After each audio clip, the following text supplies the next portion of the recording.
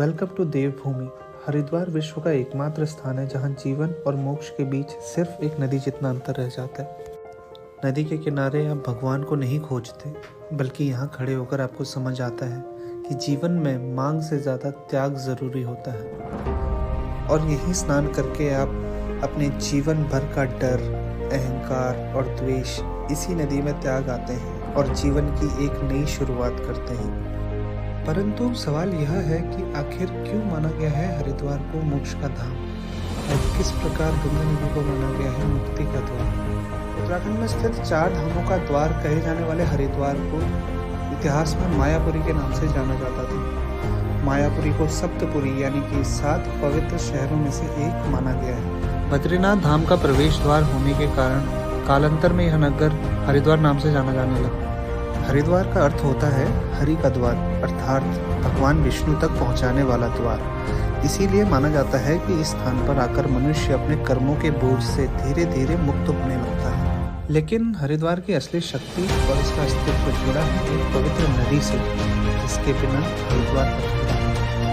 आखिर क्यों इस नदी का पानी न होकर मुक्ति का रास्ता माना गया है? क्या इसके पीछे भी कोई महान त्याग की कहानी छुपी है? तो हम सभी जानते हैं कि गंगा नदी को पृथ्वी पर अवतरित करने का श्रेय महान सूर्यवंशी राजा भगीरथ को दिया जाता है, जिन्होंने अपने पूर्वजों के तर्पण के लिए राजपाट छोड़कर कठोर तपस्या से भगवान ब्रह्मा और भगवान शिव को प्रसन्न किया और गंगा नदी को पृथ्वी पर अवतरित किया।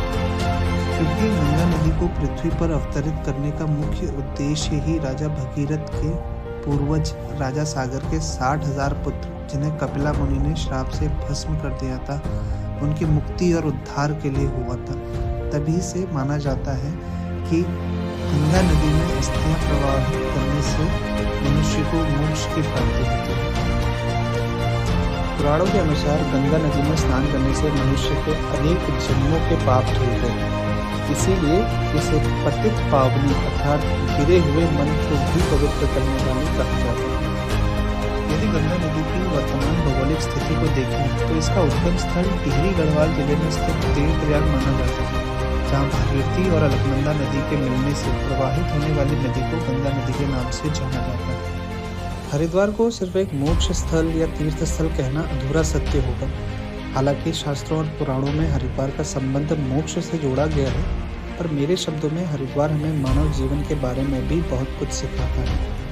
यह हमें याद दिलाता है कि जीवन अस्थायी है और आत्मा अमर है। गंगा नदी का पानी सिर्फ शरीर शुद्ध नहीं करता, बल्कि मनुष्य के मन, विचार और उसके कर्मों को भी एक नई दिशा देता है। इस स्थान पर आकर गंगा नदी अपने प्रचंड रूप को छोड़कर मानव जीवन के साथ रहना शुरू कर देती है। यह भी एक संकेत हो सकता है कि जिस प्रकार परिस्थिति के अनुसार गंगा अपनी गति को बदलती है, उसी प्रकार मनुष्य को भी अपनी गति को बदलना है। यहाँ किया गया स्नान और दान न सिर्फ मनुष्य को पुण्य प्रदान करता है, बल्कि यह महसूस कराता है कि मनुष्य का अहंकार सिर्फ नाम मात्र है। जीवन का अर्थ दया और प्रेम की भावना में छुपा है। So that's a wrap on this video। अगले वीडियो में हम जानेंगे कि आखिर किस स्थान पर स्वयं भगवान के चरण पड़े, आखिर किस तरह हरिद्वार जुड़ा है देवता और असुरों के बीच हुए समुद्र मंथन से। फिर होगी मुलाकात अगले वीडियो में। तब तक के लिए जय देवभूमि, जय उत्तराखंड।